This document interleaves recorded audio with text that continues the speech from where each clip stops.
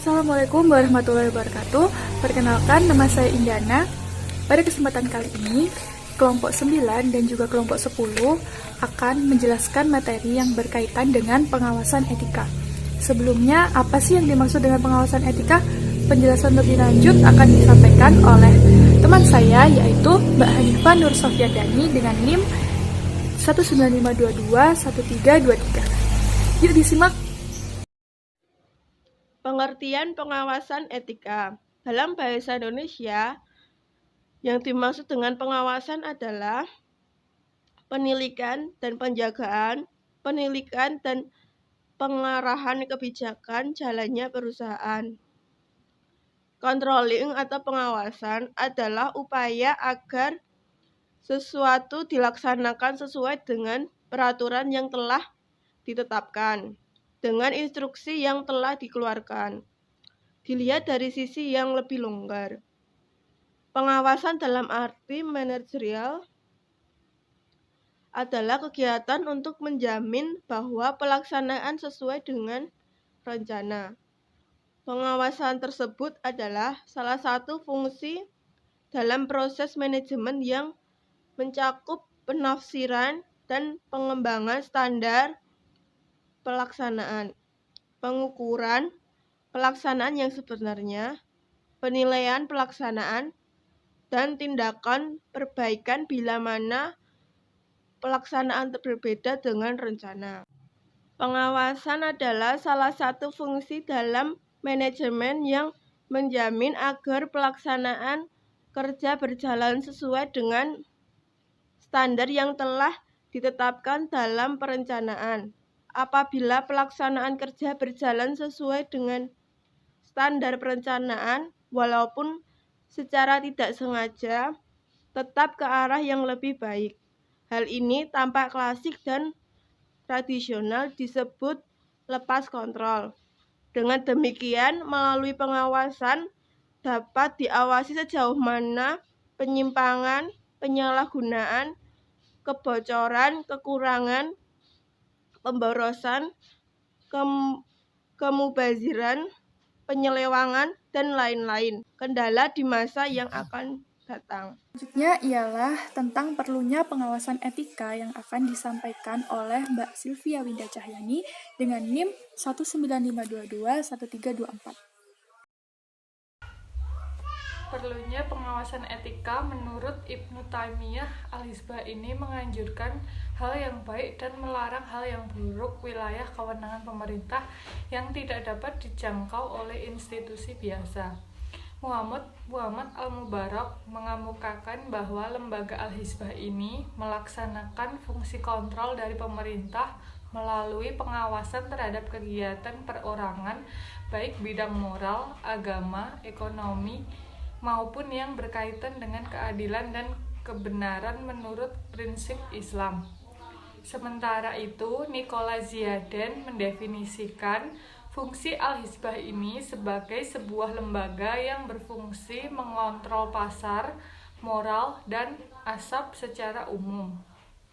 Lembaga ini sudah dilaksanakan oleh Rasulullah pada zamannya dan ditiru oleh Eropa dengan menggunakan nama Martesep. Pejabat yang memegang jabatan di lembaga ini disebut muhtasib dan yang berhak menjabat fungsi ini adalah mereka yang memiliki integritas moral yang tinggi serta memiliki kemampuan dan ilmu pengetahuan dalam bidang hukum, pasar, unsur, dan urusan bisnis. Selanjutnya ialah mengenai pengertian dari muhtasib dan juga dasar sistem pengawasan etika akan saya sampaikan sendiri. Saya Indana Anida Purwanti dengan NIM 195221343.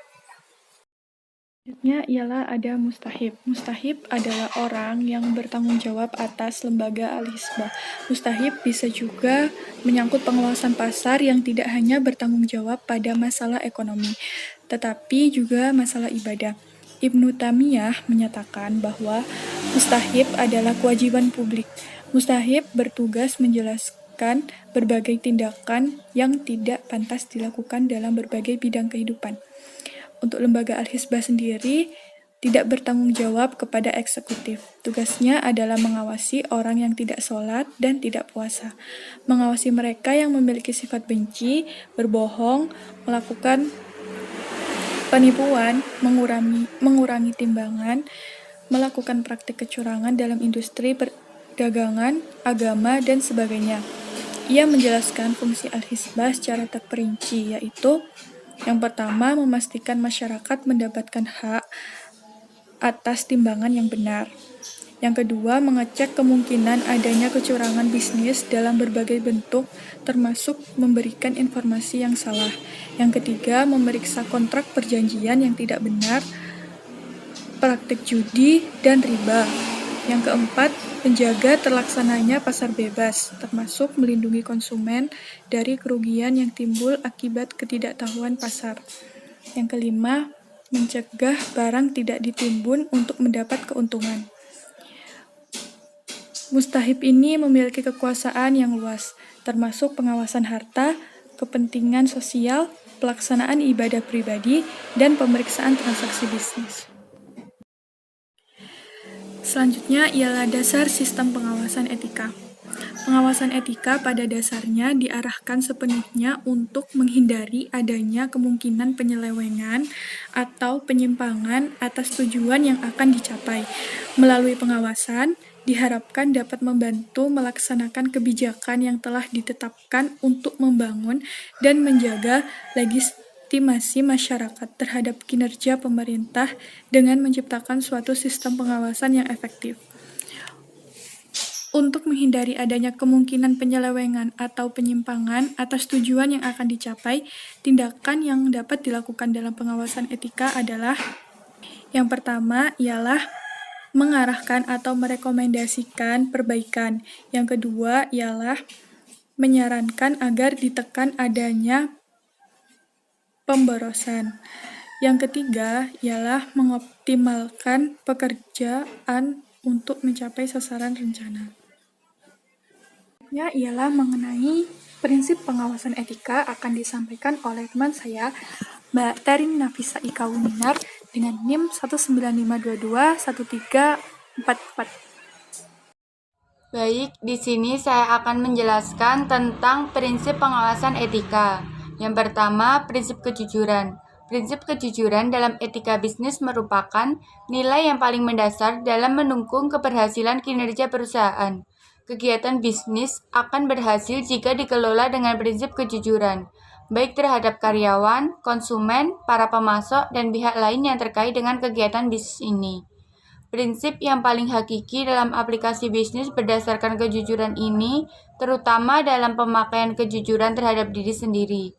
Namun, jika prinsip kejujuran terhadap diri sendiri ini mampu dijalankan oleh setiap manajer atau pengelola, maka pasti akan terjamin pengelola bisnis yang dijalankan dengan prinsip kejujuran terhadap semua pihak yang terkait. 2.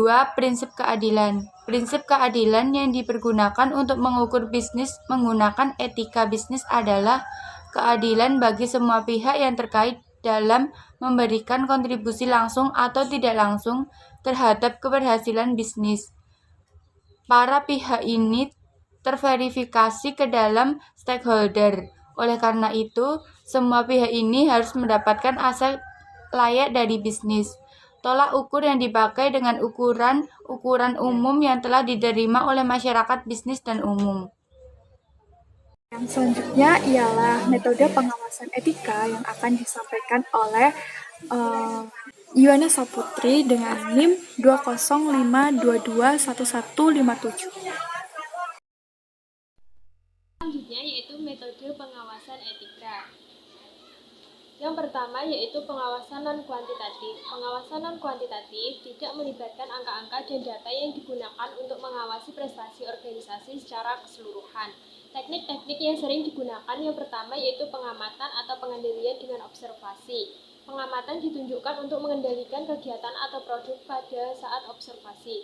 Yang kedua yaitu inspeksi teratur dan langsung. Inspeksi teratur dilakukan secara periodik dengan mengamati kegiatan. Yang ketiga yaitu laporan lisan dan tertulis. Laporan lisan dan tertulis dapat menyajikan informasi yang dibutuhkan dengan cepat disertai dengan umpan balik dari bawahan dengan relatif lebih cepat. Yang keempat yaitu evaluasi pelaksanaan. Dan yang kelima, diskusi manajer dengan bawahan tentang pelaksanaan suatu kegiatan. Selanjutnya yaitu pengawasan kuantitatif. Pengawasan kuantitatif melibatkan angka-angka untuk menilai suatu prestasi. Ada beberapa teknik yang dapat dipakai dalam pengawasan kuantitatif. Yang pertama yaitu anggaran, yang kedua audit, yang ketiga analisis break-even, yang keempat analisis rasio, dan yang kelima beberapa bagian dan teknik perencanaan. Teman, untuk materi yang selanjutnya akan dibawakan oleh Mbak Nurul Khafifah dengan NIM 195221363. Materinya berisikan dengan pengawasan yang baik dan juga masalah pengawasan yang ada di Indonesia. Monggo disimak. Kemudian, pengawasan etika yang baik. Menurut Harhab, beberapa ciri sistem pengawasan yang baik dapat dilakukan dengan cara yang pertama, melakukan seleksi dan penempatan yang tepat. Yang kedua, melakukan pelatihan. Yang ketiga, memakai pengawasan budaya. Yang keempat, reward berdasarkan kelompok. Yang kelima, penyediaan sumber-sumber yang diperlukan dalam melaksanakan suatu kegiatan.